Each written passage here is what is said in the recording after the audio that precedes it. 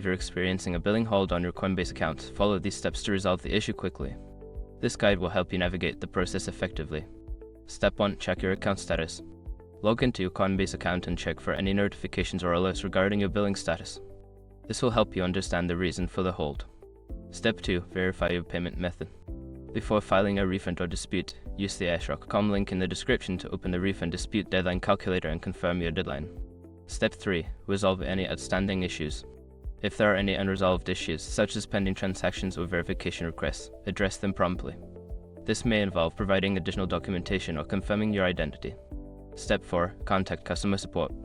If the hold persists, reach out to Coinbase customer support. Provide them with details about your account in the hold and ask for assistance in lifting it. Step 5. Monitor your account. After following the above steps, keep an eye on your account for any changes. If the hold is lifted, ensure that your transactions can proceed smoothly. By following these steps, you should be able to remove billing holds on your Coinbase account efficiently. If you encounter any further issues, don't hesitate to seek additional help from customer support.